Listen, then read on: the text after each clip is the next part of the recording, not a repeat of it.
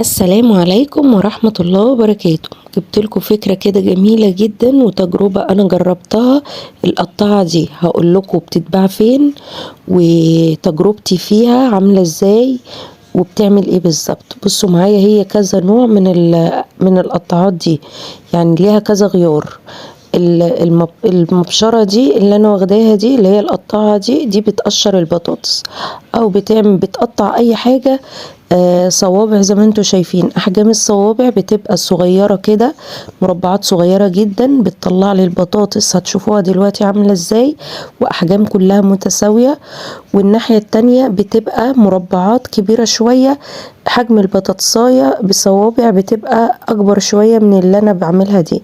بس انا عامة بحب اللي هو المربع، اللي هو مربعات صغيرة كده، لانها بتطلع لي عدد بطاطس كبير. يعني لو حطيت بطاطساية واحدة بتجيب لي كذا، يعني عدد كبير من الصوابع بالاحجام بتاعتها. الاحجام اللي هي الصابع بيبقى رفيع، هتشوفوه دلوقتي بيبقى معايا حجم الصباع بيبقى شكله ازاي. فلو انا عندي كمية بطاطس صغيرة بتطلع لي عدد كبير من البطاطس، يعني كمية كده حلوة للبطاطس، بحيث ان إيه الولاد يعني يشوفوا الكمية ايه معقولة. فبتبقى حلوة، يعني بتكفي. غير بقى ما بتبقى، بصوا بقى المربعات اللي هي دي اللي هي كبيرة شوية، بتطلع لي الصباع او البطاطساية بتبقى تخنانة شوية كده. فالبطاطساية الواحدة ما بحطها بتطلع عدد قليل من صوابع البطاطس. انا ليه ببدل كل ناحية؟ هقولك دلوقتي انا ليه ببدل. في بداية ما انا بحط البطاطساية في قلب المربع، اي مربع اذا كان المربعات الصغيرة او كبيرة، بصوا كمية البطاطس اللي طلعت في البطاطساية الواحدة اللي هي الرفيعة، وكمية البطاطس اللي طلعت في البطاطساية التخينة. ببدلها ليه بقى؟ زي ما انا بقول لكم كده، ان المربع اللي هو اما باجي احطه في الناحية الاولانية، الباب اللي انا بغطي فيه بالبطاطساية اللي هو فوق ده، اللي انا هرميه على البطاطس دلوقتي، اللي انا هضغط عليه على البطاطس، في بصوا شكلين. الشكل الاولاني انا بصوا بضغط عليه فبتسهل لي ان البطاطساية تضغط لحد نصها كده، فبيبقى باقي حتة بروح قلبها الناحية التانية، وبسرعة بتكمل لي بقية ضغطة البطاطساية وتنزل من الناحية التانية. فاهمين قصدي؟ هتشوفوها اما بتشوفوني ايه بعملها كذا مرة. بصوا في الاول الناحية اللي هي الاولانية، لان البطاطساية بتبقى عالية فعاوزة مساحة ان هي تضغط عليها، فبروح بجيبها من بره الاول واضغط، وتبقى نصها نزل تحت، والنص التاني بضغط عليها من جوه، فبتكمل لي بقيه ايه نزول البطاطس. وبتبقى معايا بطاطس جميله جدا ووفيره، ومقاسات كلها واحده، لا اما القطاعه دي المربعات الكبيره شويه او المربعات الصغيره. بس انا بحب المربعات ايه الصغيره اكتر، وبتبقى كريسبي كده وجميله. القطاعه بقى جايباها منين؟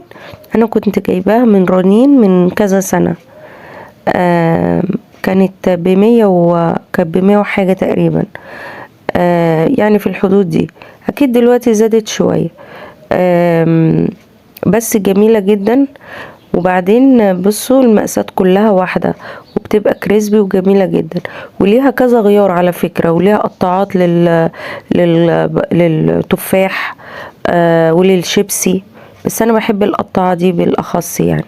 بصوا بقى البطاطس طالعة مقرمشة وجميلة ازاي، اللي كلها مقاسات واحدة. والصوابع التخينة برضو هتشوفوها معايا. بس انا بحب البطاطس اللي هي الرفيعة دي اكتر، تبقى عاملة زي بتاع الكنتاكي كده، بتبقى صغيرة ورفيعة. وهقولك بقى ازاي تحافظي على سنون القطاعات دي، عشان هي مع الاستخدام ما تبقاش باردة، وما تيجي كل ما تيجي تقطعي بطاطس فيها او اي حاجة جامدة زي كده تبقى حامية اكنها زي السكينة. بعد ما بتخلصيها تغسليها كويس جدا، وبعدين اوعي تشيليها في الدرج او تشيليها على اي حاجة، بحيث ان تفضل المية عليها فترة طويلة. انا لما باجي اغسلها بروح حطاها في قلب، بعلقها على شباك المطبخ، الهواء بقى اللي بيخش من شباك المطبخ ينشفها لي بسرعة، وما يخليش فيها ميه، بحيث ان هي ما تصديش بعد كده مره على مره، هتلاقي السنون بتاعتها بقت بارده. ودي طريقه ان انت تخليها اطول فتره ممكنه، بقالها كذا سنه عندي، فعشان كده بنفس الحميان وبنفس السنون اللي هي فيها حاميه، بتقطع لي اكنها لسه جديده. ما تنسيش بقى لو عجبك الفيديو واستفدتي منه لايك واشتراك للفيديو، ومع السلامة.